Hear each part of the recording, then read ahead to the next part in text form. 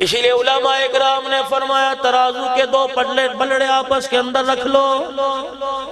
ایک ترازو کے دو پارٹ بنا لو، ایک پلڑے کے اندر زمین کے نیچے کے جتنے ذخائرات ہیں، جتنے سارے کی ساری معدنیات ہیں، جتنے ذخائر ہیں، سارے کے سارے اسی پلڑے کے اندر رکھ دو۔ زمین کے نیچے کا جتنا پانی، زمین کے اوپر کا جتنا پانی، دریاؤں کے قطرے، سمندروں کی لہریں اسی پلڑے میں رکھ دو۔ جتنے حشرات الارض ہیں، رینگنے والے کیڑے مکوڑے بھی اسی پلڑے میں رکھ دو۔ زمین کے اوپر کا جتنا نظام ہے، انسانوں جنات سمیت پروردگار عالم کی چپکنے والی، لپٹنے والی، رینگنے والی، زمین پر دیواروں پر رینگنے چلنے والی ساری مخلوق کو اسی پلڑے کے اندر رکھ دو۔ درختوں کو موسم خزاں اور بہاروں کے پتوں سمیت، ٹہنیوں سمیت، شاخوں سمیت اسی پلڑے کے اندر رکھ دو۔ گھونسلوں میں جتنے پرندے وہ بھی اسی پلڑے میں بٹھا دو، اور لوگوں ہواؤں کا نظام بھی اسی پلڑے میں رکھ دو، بادلوں بارش کا نظام بھی اسی پلڑے میں رکھ دو، مشرق مغرب شمال جنوب بھی اسی پلڑے میں رکھ دو، موسم خزاں اور بہار اسی پلڑے میں رکھ دو۔ پہلا آسمان، اس کے نیچے چمکنے والے ستارے، سورج، چاند اسی پلڑے میں رکھ دو۔ آسمان کے اوپر جتنے فرشتے ذکر اذکار کرنے والے وہ بھی اسی پلڑے میں رکھ دو۔ دوسرا آسمان، اس کے اوپر کے جتنے فرشتے، تیسرا اس کے اوپر کے جتنے فرشتے، ساتوں آسمان ماں فرشتوں سمیت اسی پلڑے میں رکھ دو۔ جنت جہنم بھی اسی پلڑے میں رکھ دو، پل صراط بھی اسی پلڑے میں رکھ دو، میدان عدل بھی اسی پلڑے میں رکھ دو، عرش کرسی لو بھی اسی پلڑے میں رکھ دو۔ جبرائیل، میکائیل، اسرافیل، عزرائیل کو تمام فرشتوں کے ساتھ اسی پلڑے میں رکھ دو۔ دوسرے پلڑے میں آمنہ کے لال کا شان رکھ دو۔ ساری کائنات کے نظام والا پلڑا ہلکا ہو جائے گا، محمد کے شان والا بھاری ہو جائے گا۔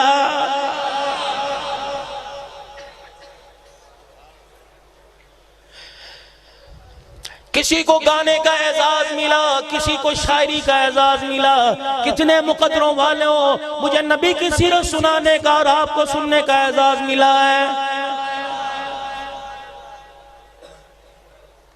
ابو جہل جیسے سردار کی طاقت نہیں تھی حضور پر درود شریف پڑھ سکے، چچا ابو لہب نہ پڑھ سکا، ابو طالب نہ پڑھ سکا، مکے کے بڑے بڑے کفار نہ پڑھ سکے، یہ تو تجھے مجھے اعزاز دیا، پھیری لگانے والا، جوتی گانٹنے والا، وہ لوگوں گاڑی کے اندر سفر کرنے والا، گاڑی چلانے والا، کلمہ پڑھنے والا، صبح شام اپنے آقا پر درود و سلام پڑھ رہا ہے۔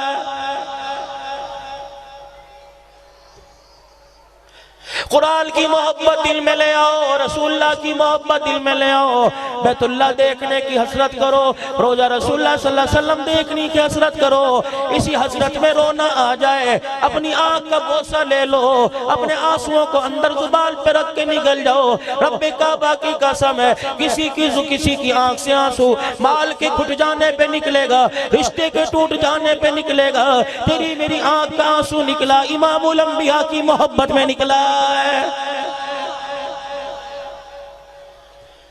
علماء اکرام فرما گئے، چار چیزیں اللہ نے جس سے چھین لی سمجھ لو اس کی دنیا برباد ہو گئی۔ پہلی چیز کا صحابت القلب ہے، اس کا دل سخت ہو گیا۔ اللہ کی مخلوق روزانہ بغیر کلمے کے، بغیر ایمان کی دولت کے، بغیر نبی والی زندگی کے جہنم کی طرف جا رہی ہے، اسے احساس نہ ہوا۔ 10 روپے کا نوٹ ہاتھ میں لیتے پھٹا، اس کے دل پہ ضرب لگی، نبی کے طریقے کے جنازے نکل گئے، اس کی آنکھ میں آنسو نہیں آیا ہے۔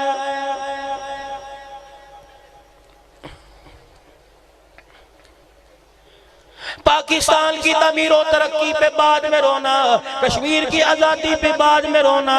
او لوگوں پیسہ نہ ملے بعد میں رونا، پہلے سجدے میں پڑھ کے رو الہ العالمین۔ ہم تو نبی کے نائب بن کے آئے تھے، حضور والی زندگی کو ہم تو ساری دنیا کے اندر پھیلانے آئے تھے۔ جوتی گانٹنا اعزاز نہیں، ختم نبوت کے صدقے کار نبوت کو پوری دنیا کے اندر عام کرنا اعزاز ہے۔ او لوگوں اپنا کھویا ہوا مقام واپس لے لو،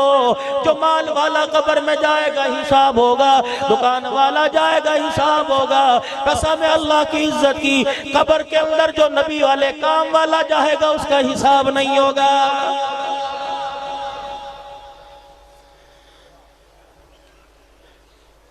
اگر اس کام کو کرنے کا عزم رکھ رکھا ہے، ابھی رائیوڈ کا اجتماع آنے والا ہے، او لوگوں امیر بھی چٹائی پہ بیٹھیں گے، غریب بھی چٹائی پہ بیٹھیں گے، او لوگوں اللہ غنی مالدار بھی ایک ہی برتن میں کھائیں گے،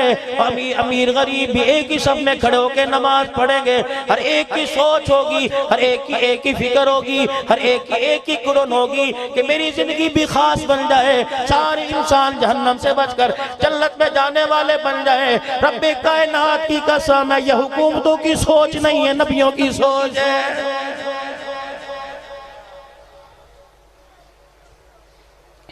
فرمایا جس کا دل سخت ہو گیا سمجھ لو اس پہ تباہی آ گئی۔ بیٹی کا حق دبا کے بیٹھ گیا، وہ لوگوں احساس ندامت نہ ہوا، بیٹے کا حق دبا کے بیٹھ گیا، 10 بچوں کی ماں بنا لی، ابھی تک بیوی کا 500 روپیہ حق مہر ادا نہیں کیا،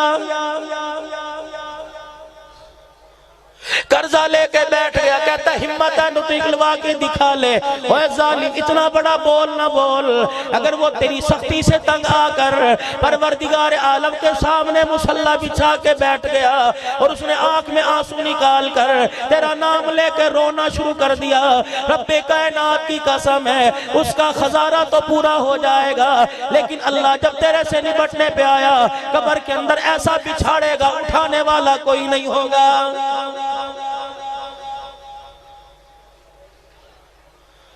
آج ہماری نمازوں کا، ہمارے سجدوں کا، ہماری زندگی پہ اثر کوئی نہیں، قرآن پاک کے 3 پارے پڑھے جا رہے ہیں، زندگی پہ اثر کوئی نہیں، تسبیحات کی جا رہی ہیں، زندگی پہ اثر کوئی نہیں، اور کیسے اثر ہوگا؟ آج اولاد نافرمان ہے، بچے نافرمان ہے، کنبہ برادری نافرمان ہے، اور لوگ باپ ہو کے مظلوم بنا ہوا، اماں ہو کے نوکرانی بنی ہوئی، بھائی دکان پر پھیری لگا رہا ہے، چھاوڑی لگا رہا ہے، دکان پہ جھاڑ نہیں مار رہا ہے، بھائی کی غریبی کا احساس کوئی نہیں۔ او لوگوں خدا کے واسطے نماز کا نور، سجدوں کا نور، قرآن کی تلاوت کا نور اس وقت آئے گا جب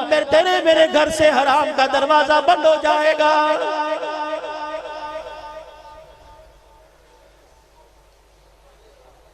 بڑے بڑے لوگ اس گناہ کے اندر ملوث ہیں، کہتے ہیں اللہ بخش دے گا، اور اللہ بخش دے گا، وہ تو غفور رحیم ہے، اس نے تو بخشنا ہے۔ اچھا گناہ کرنے والا، نماز کا انکار کرنے والا، جھوٹ بولنے والا، لوگوں کے ساتھ وعدہ خلافی کرنے والا،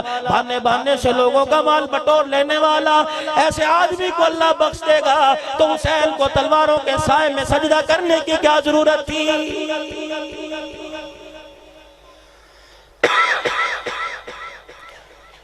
مرنے کا وقت قریب آ گیا، مسجد سے چرپائی اٹھا کے دروازے پہ لا کے رکھ دی گئی، اعلان ہو گیا اتنے بجے جنازہ نکلے گا، چرپائی کے اوپر ایک ہرے رنگ کی چادر لا کے رکھ دی گئی، کالے رنگ کی چادر لا کے رکھ دی گئی، کیا ہے؟ اس کے کناروں پہ کلمہ طیبہ لکھا ہوا، اس کے درمیان کے اندر آیت الکرسی لکھی ہوئی، گھٹنوں پیروں والی جگہ پہ چاروں کل لکھے ہوئے۔ اوہ لوگوں جس کے جسم پر، جس کے کفن کے اوپر تم کلمہ نماز والی، قرآن والی چادر دے رہے ہو، اس کا کفن سے منہ نکال کے پوچھو تو صحیح، اب بابا 70 سال گزر گئی تو یہ قرآن تے یہاں چادر کے اوپر لکھا ہے، 70 سال کی زندگی میں تو نے کبھی پڑھ کے دیکھا کہ نہیں؟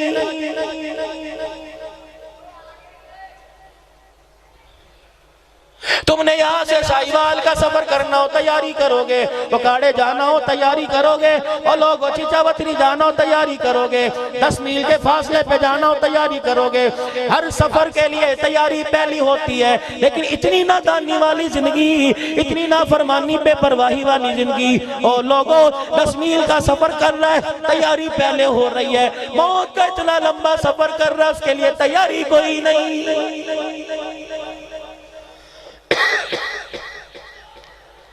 روٹی کھاتے ہوئے یہ نہیں کہتا انشاءاللہ کل کھاؤں گا، گندے کپڑے اتارتے وقت کیوں نہیں کہتا آج رہنے دو کل نئے پہنوں گا،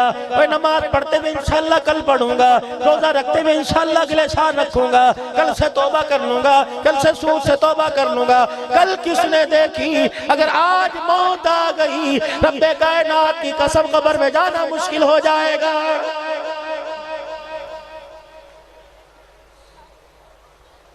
ضلع اکاڑے کے غیور مسلمانوں، اکاڑے میں رہنے والوں، کوٹ جان محمد میں اس جلسے میں آنے والوں، ختم نبوت کانفرنس میں آنے والوں، مقابلہ حسن قرات میں آنے والوں، مجھے ایمانداری سے بتاؤ، صبح اپنے اپنے قبرستان چلے جانا، اپنے اپنے گاؤں کے، اپنے اپنے علاقوں کے قبرستان چلے جانا، اپنے ابا کی قبر پہ چلا جائیو، اپنی اماں کی قبر پہ چلا جائیو، بہن بھائی کی قبر پہ چلے جانا، رشتہ دار کی قبر پہ چلے جانا، پکار کے آواز دینا اور کہنا قبر والے میری سنتے ہو کہ نہیں، میں تمہارے سے پوچھنے کے لیے آیا ہوں، دنیا کے اندر جن چیزوں کو کامیابی سمجھا کرتے تھے ان میں سے کوئی بھی چیز تمہارے کام آئی ہے کہ نہیں؟